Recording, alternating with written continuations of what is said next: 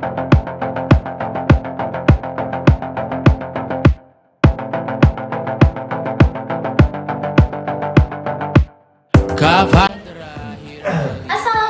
warahmatullahi wabarakatuh. Salam hangat dan selamat datang di podcast kita, Duduk Sebentar Podcast.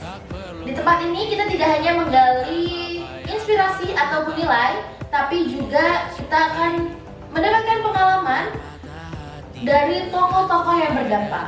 Saya Ana Ahadiah Royani, dan hari ini kita akan menyelami tema yang sangat penting, yaitu soal kepemimpinan. Tapi bukan sembarang kepemimpinan pada malam hari ini. Kita akan membahas bagaimana memimpin sebuah lembaga yang berbasis syariah, seperti itu.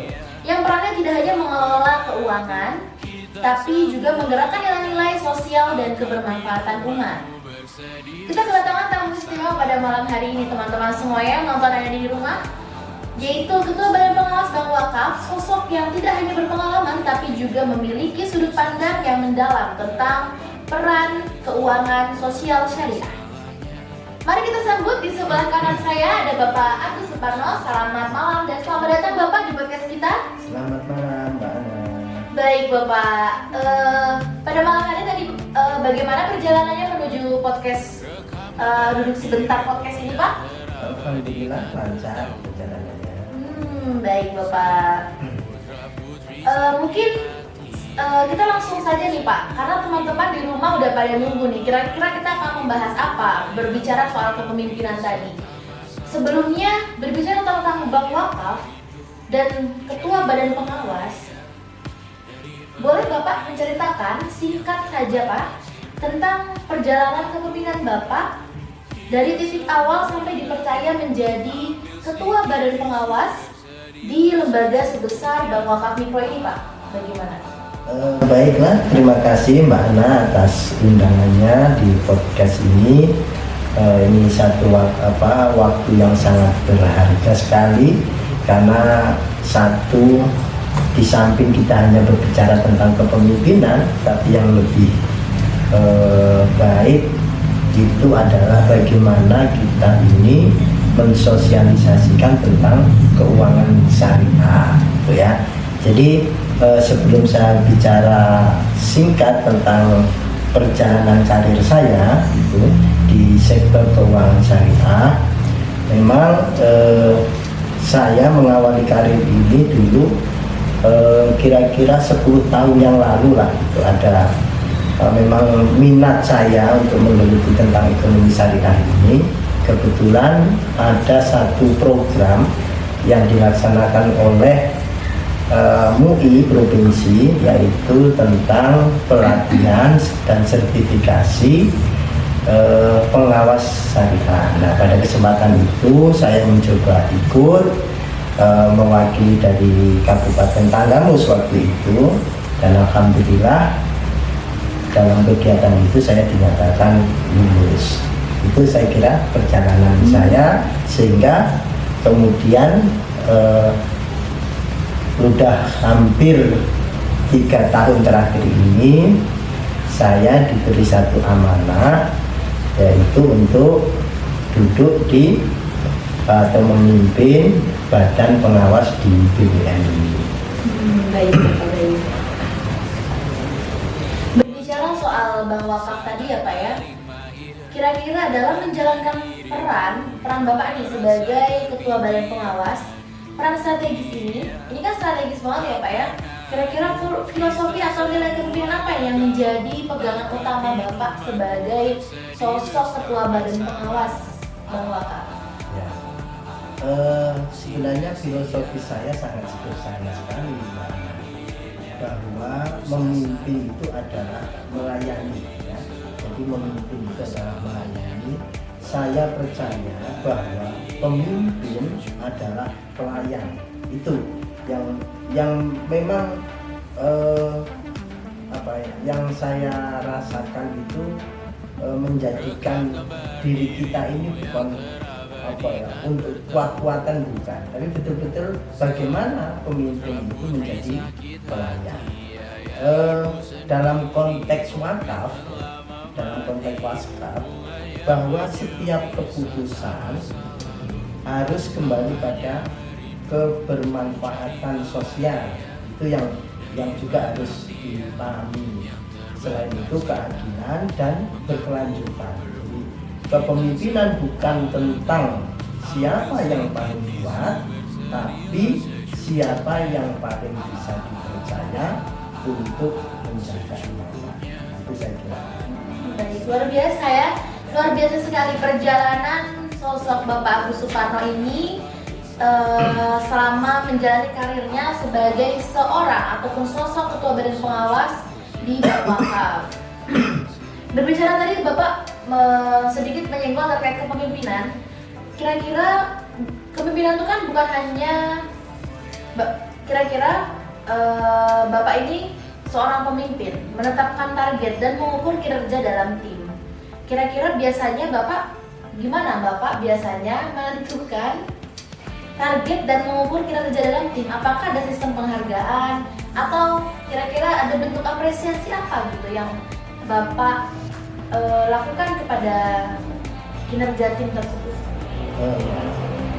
Selama ini yang kita lakukan adalah di dalam menerapkan sistem penilaian yang yaitu berbasis kinerja ya. Jadi tapi tidak hanya yang bersifat kuantitatif ya. Target harus selaras dengan misi sosial yang telah dicanangkan, diprogramkan oleh lembaga itu, bahwa kita selalu menilai ya efektivitas program itu dan dampak ke masyarakat serta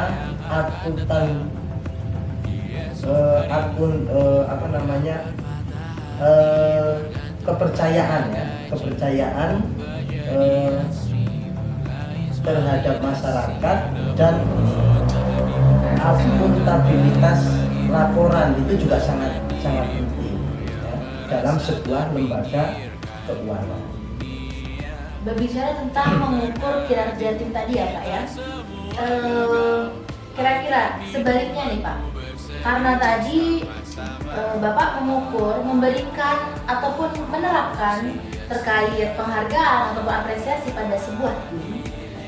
Ini sekarang saya bertanya sebaliknya Pak, ketika ada hal yang belum sesuai harapan Bapak, bagaimana cara Bapak menyampaikan umpan balik atau bagaimana cara Bapak mengambil tindakan tersebut?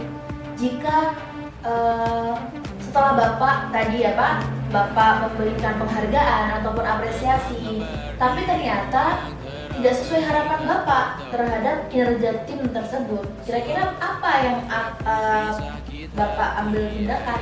Seperti apa pengambilan tindakan Bapak? Ya, jadi begini Mbak Ana ya, kami dalam memberikan ruang ya bagi tim untuk berkembang, termasuk di dalamnya adalah memberikan satu pelatihan, kemudian pengakuan publik dan insentif moral ya, maupun yang bersifat profesional. Penghargaan terbesar ya adalah ketika hasil kerja tim itu dirasakan oleh para penerima manfaat. Itu yang terpenting ya. Dan selebihnya bahwa yang harus kita lakukan ya, ketika tidak memenuhi harapan, maka kita lebih suka pada pendekatan coaching ya, yaitu daripada hanya sekedar evaluasi. Karena kenapa? Setiap kesalahan adalah ruang belajar. Itu yang selalu kami terapkan, bahwa setiap kesalahan adalah sebuah ruang untuk belajar. Bukan sekedar hukuman, namun dalam hal prinsip dan integritas tentu kita harus bersifat tegas terhadap tim tersebut. Baik Bapak, terkait tadi dengan kinerja tim yang tidak sesuai harapan, Bapak memberikan bahwasanya Bapak tetap akan memberikan pendekatan coaching daripada sekedar evaluasi ya Pak tadi ya terkait itu. Kemudian berbicara tadi ya Pak soal kedekatan, bagaimana Bapak membangun semangat dan motivasi tim agar melampaui ekspektasi Bapak tersebut? Jadi begini ya Mbak Ana, saya mulai dengan membangun makna, ya, bahwa pekerjaan mereka itu berdampak langsung bagi masyarakat atau penerima manfaat. Ya. Ketika orang merasa pekerjaannya berarti, mereka bekerja dengan hati. Ya. Kalau ketika kita ini sudah bekerja dengan hati, maka insya Allah itu akan menjadi satu kekuatan bagi kita dalam melaksanakan tugas itu. Saya kira itu. Baik Bapak. Bagaimana? Terkadang berbicara soal Bapak akan membangun makna. Kira-kira bagaimana cara Bapak menyampaikan visi jangka panjang dalam sebuah kinerja, visi jangka panjangnya kepada tim itu, kira-kira Bapak cara menyampaikannya seperti apa? Memang di dalam sebuah lembaga visi itu menjadi penting, tapi perlu diingat bahwa visi tidak cukup ditulis di dinding, harus dihidupkan lewat diskusi, kemudian keteladanan dan konsistensi tentunya di dalam seluruh pengelola yang ada di bank wakaf itu. Saya selalu mengusahakan setiap langkah kerja itu selalu dihubungkan dengan tujuan besar lembaga tersebut. Itu dalam menerapkan visi dalam sebuah lembaga. Baik, sejauh mana nih Pak inovasi dan kreativitas didorong dalam sistem kerja lembaga bank wakaf ini Pak? Selama ini kami mendorong inovasi, kemudian dalam setiap atau selama tetap dalam kerangka syariah, karena memang kita bekerja dibatasi oleh aturan-aturan yang syar'i, ya, dalam mengembangkan lembaga ini, dalam tata kelolanya. Ya. Banyak program kami sekarang lahir dari ide-ide lapangan yang berani dan kontekstual, gitu ya. Jadi itulah yang menjadikan BWN ini dirasakan manfaatnya oleh masyarakat. Baik Bapak, berbicara soal inovasi ya Pak, bagaimana Bapak membina dan mengembangkan potensi individu dalam tim Pak? Yang dimaksud tim ini yaitu ya staf di bawah yang ada dalam lembaga Bapak. Ya itu tadi, kita mendorong inovasi kepada tim yang ada, ya.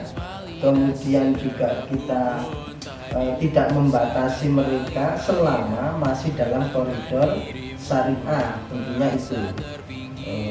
Saya kira itu, ya. Sehingga mereka itu merasa diberikan satu kepercayaan untuk mengembangkan dirinya dalam mengelola lembaga. Wah, luar biasa sekali ya. Tadi kita sudah mendengarkan beberapa pertanyaan dan jawaban yang disampaikan oleh Bapak Agus Suparno terkait gaya kepemimpinan yang dilakukan Bapak Agus Suparno pada lembaga Bank Wakaf Mikro. Dan gaya pembinaannya yang sangat luar biasa, beliau memberikan pendekatan coaching pada timnya, yaitu salah satu gaya kepemimpinan Bapak Agus Suparno. Sekarang yaitu kita udah mau menutup nih, tapi kita kayaknya perlu nih minta refleksi ataupun pesan dari Bapak Agus Suparno untuk para pemuda yang jadi di luar sana ataupun penonton-penonton yang ada yang menonton podcast kita pada malam hari ini di Duduk Sebentar Podcast. Nah, kira-kira apa nih Pak tantangan terbesar yang Bapak hadapi sebagai pemimpin dan bagaimana cara mengatasinya?